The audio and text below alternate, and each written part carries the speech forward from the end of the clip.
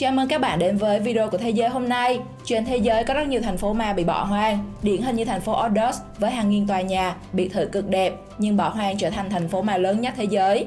Hiện tại ở Việt Nam chúng ta cũng có những nơi như thế đấy. Đây là những siêu dự án hàng nghìn tỷ đồng được các nhà đầu tư chăm chút với mong muốn đem lại diện mạo mới cho khu dân cư và nơi đáng sống cho những người giàu. Thế nhưng chúng bị giới nhà giàu vứt bỏ trở thành những khu biệt thự hoang, ma, u ám và đáng sợ. Người nghèo thì tiếc hùi hụi. Hãy cùng Thế giới hôm nay khám phá 7 khu biệt thự bị vứt bỏ đáng tiếc nhất Việt Nam nhé. 7. Khu đô thị Lideco. Đầu tiên hãy đến với khu đô thị với 650 biệt thự lạnh lẽo, không có người qua lại trong hơn một thập kỷ giữa lòng thủ đô Hà Nội. Đối lập với cảnh khác nhà của nhiều người dân trung tâm thủ đô, thì tại siêu đô thị nghìn tỷ Lideco tại thị trấn Trạm Trôi, huyện Hoài Đức, Hà Nội, tình trạng vài trăm biệt thự hạng sang kiểu Pháp tại đây lại bị bỏ hoang, u ám. Được biết, dự án này đã khởi công từ năm 2007, khi mà cơn sốt đất ở khu phía Tây Hà Nội đang trở nên cao trào. Khu đất có quy mô lên đến hơn 38,9 hecta đã hoàn tất vào năm 2013. Tuy nhiên nó lại nảy sinh ra nhiều vấn đề khiến người dân chưa dọn về ở. Với hàng trăm căn biệt thự bỏ hoang, cỏ mọc tùm. Nhiều căn được sơn màu trắng đẹp đẽ nhưng theo thời gian đã hoen ố, móc meo. Những căn biệt thự xây thô thì bị che lấp bởi cỏ dại, khiến cho người ta lần đầu bước vào khu đô thị rộng lớn như bước vào cánh đồng hoang vắng, thiếu hơi người. Khoảng năm 2010, mỗi mét vuông của khu đất có giá khoảng 75 triệu đồng, tương đương mỗi căn biệt thự có giá hàng chục tỷ đồng. Tuy nhiên đến nay, mỗi khu đất chỉ còn khoảng 25 triệu cho một mét vuông. Mức giá đã hạ thấp rất nhiều, nhưng có lẽ hoàn cảnh hoang vu của khu đô thị này đã không thể níu cho người dân ở lại.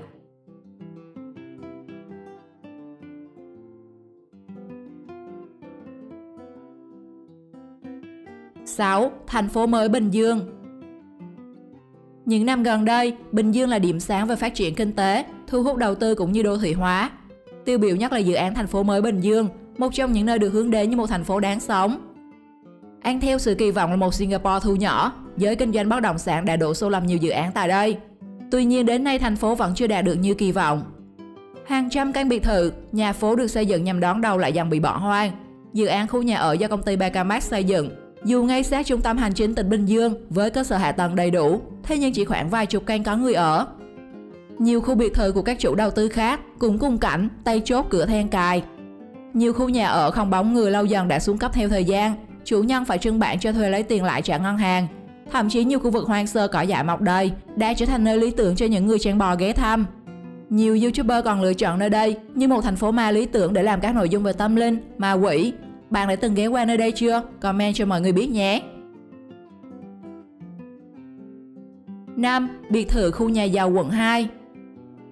Dù là vùng đất được mệnh danh là giàu mới sống được, thế nhưng quận 2 cũng là thủ phủ của những dự án bị chối bỏ một cách đáng tiếc.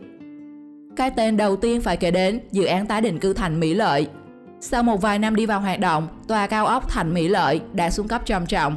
Thêm vào đó, nhiều phần sở hữu chung của khu vực này không được đưa vào sử dụng, khiến người dân di tản và trở nên hoang tàn.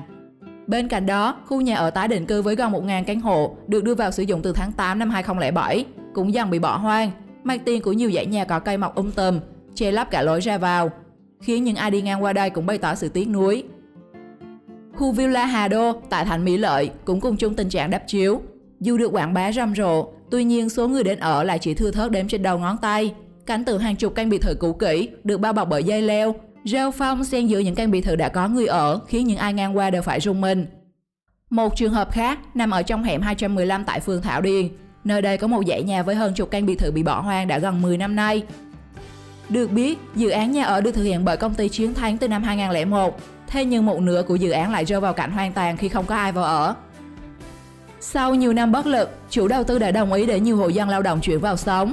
Điều đặc biệt là những người này không cần phải trả tiền thuê nhà mà chỉ cần trả tiền điện, nước. Bạn thấy cách làm của chủ đầu tư thế nào? Để lại bình luận cho mọi người biết nhé!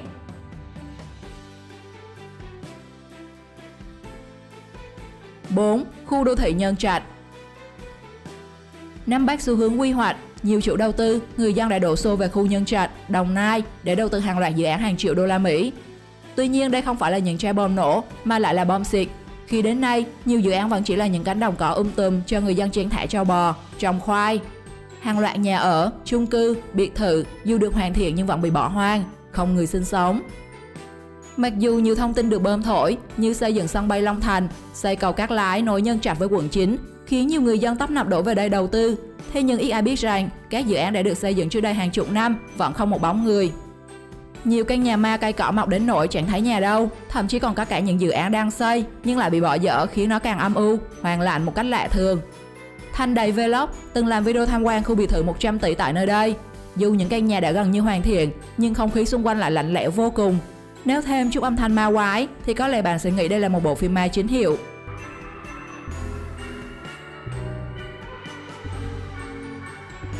3. Khu đô thị Vân Canh.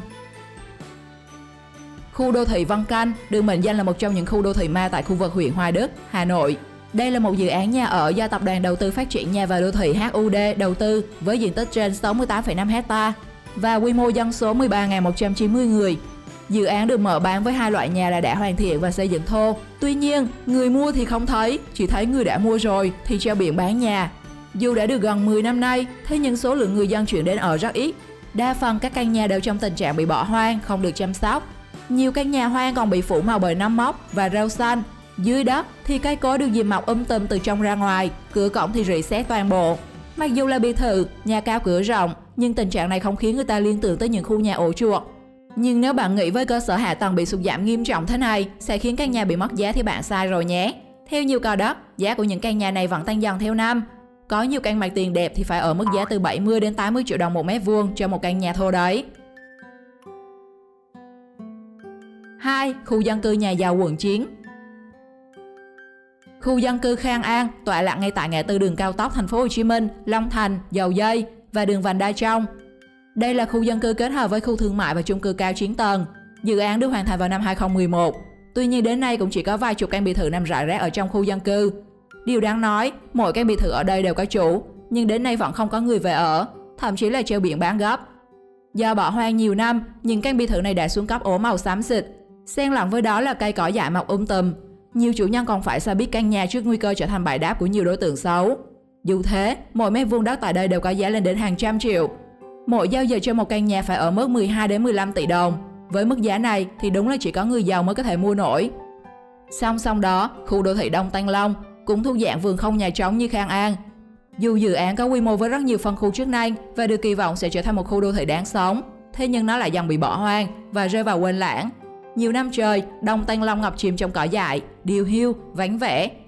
Nhiều căn biệt thự hoang gần như bị cây cối, cỏ dại che phủ khiến nhiều người cảm thấy đáng tiếc.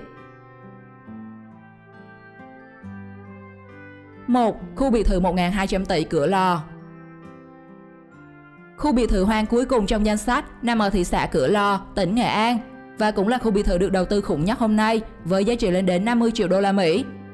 Đây được xem là một trong những dự án của công ty liên doanh Hồng Thái, SIT Việt Nam, được thực hiện trên mảnh đất vàng giữa đô thị du lịch biển Cửa Lò.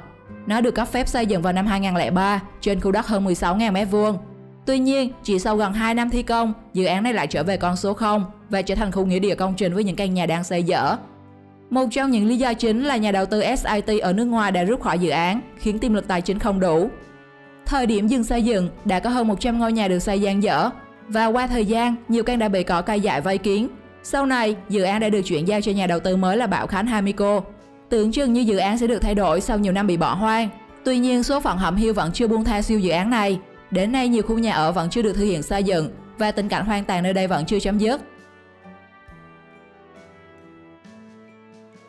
Bạn cảm thấy tiếc khu biệt thự nào? Comment cho mọi người biết nhé. Like và subscribe để ủng hộ kênh ra nhiều video hơn. Xin chào và hẹn gặp lại các bạn trong những video sau.